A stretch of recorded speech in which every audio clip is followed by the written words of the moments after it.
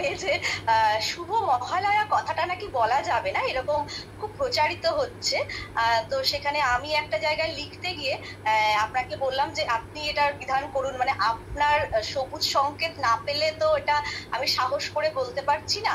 তখন আমি আপনার কাছ থেকে জেনেছিলাম যে শুভ মহালয়া কথাটা বলা যাবে কি না।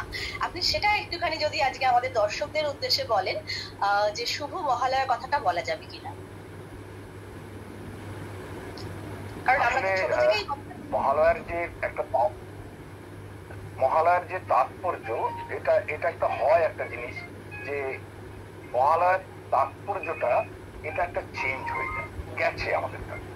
মানে কি হয়েছে যে শব্দের যেমন সেমান্টিক চেঞ্জ হয়, যে একটা শব্দ আমি একটা কালে যে অর্থ ছিল হয়তো ভালো অর্থ ছিল, সেটা যেমন কখনো খারাপ হয়ে যায়।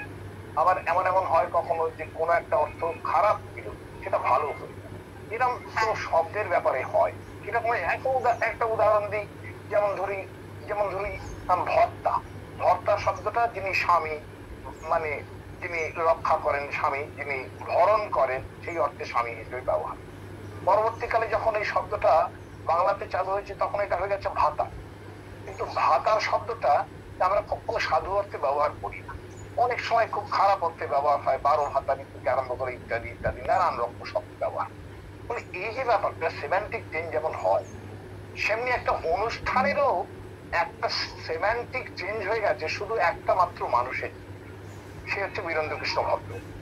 মানে ব্যাপারটা কি হয় যে একটা সময় ছিল যখন এই আমাদের পিতৃকল্প আর কি, যেটা 15 দিন ধরে চলে, পিতৃপক্ষ আর কি, সেইটার শেষ দিন হচ্ছে মহালয়া।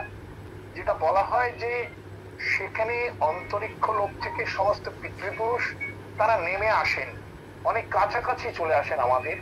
ফলে সেই দিনটায় সেই যে অমাবস্যার দিনটা, সেই দিনটা মহান আলয়, মানে মহাস্থান, একটা আলয় মানে একটা বাসস্থান, পিতৃপুরুষদের একটা আবাস তৈরি হয়, যেটা আমাদের খুব কাছাকাছি হয়। ফলে এই দিনটা কিন্তু পিতৃপুরুষের জন্যই বিখ্যাত ছিল, যে তারা পিণ্ড দেবেন কিংবা তারা তর্পণ করবেন এই দিনটায়। এটা মহালয়া তর্পণ একটা খুব বিখ্যাত হয়ে আছে। কিন্তু এই দিনটা হলো কি পরবর্তী সময়ে, মানে আমরা সেটা আমাদেরই ছোটবেলায় হয়ে গেছে সেটা, যে আমি যখন মোটামুটি ক্লাস 7-8 পড়ি, এইসব সময় থেকে এই জিনিসটা চেঞ্জ হয়ে গেছে। যে মহামতি বীরেন্দ্র কৃষ্ণ ভদ্র তিনি যে মহালয়াটা শুরু করেন, আপনারা হয়তো অনেকে জানবেন অনেকে জানবেন না, যে এটা নিয়েও কিন্তু পরীক্ষা নিরীক্ষা হয়েছে একটা সময়। কখনো পঞ্চমীর দিনে এই মহালয়া চালু হয়েছিল, বীরেন্দ্র কৃষ্ণ ভদ্র করেছেন, কখনো ষষ্ঠীতে করেছেন।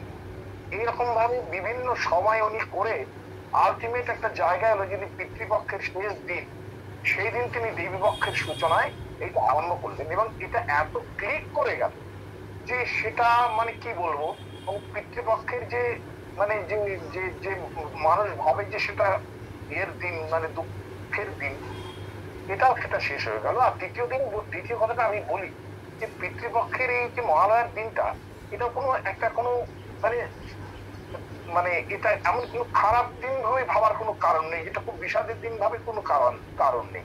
কেন কি, যে যখনই আমাদের শ্রাদ্ধান্ত হয়, মানুষ যখন মহালয়া শ্রাদ্ধ করে তখন তারা চলে গেছেন, তাকে স্মরণ করা হয়। স্মরণ করাটা সবসময় একটা, শ্রাদ্ধ মানে হচ্ছে শ্রদ্ধা নিবেদন করা। এই যে শ্রদ্ধা নিবেদন করছি, এই শ্রদ্ধার ব্যাপারটা তো কখনো অমঙ্গলের ব্যাপার হতে পারে, কাজে সেই জিনিসটা অশুভের কোনো চান্স নেই তার মধ্যে, কিংবা বিষাদগ্রস্ত হওয়ারও কোনো কারণ নেই। কেন আমাদের ভগবত গীতা থেকে আরম্ভ করে কেউই বলে না এটা কোনো বিষাদের দিন। কেননা এটা ঘটনা যে যে শ্রাদ্ধ গুলো হয়, একটা খেয়াল করে দেখুন, আমাদের যে বিয়ের সময় যে শ্রাদ্ধটা হয় সেটা কিন্তু ওই একই শ্রাদ্ধ হয়, পিতৃপুরুষের ওই একই শ্রাদ্ধ হয়, অথচ সেটাকে আমরা বলি নান্দিমুখী।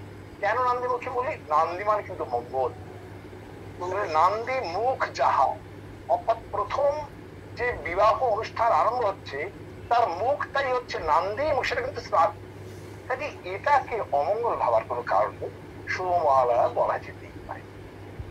বাহ, তাহলে আমরা এখন নির্দ্বিধায় সবাই বলবো শুভ মহালয়া।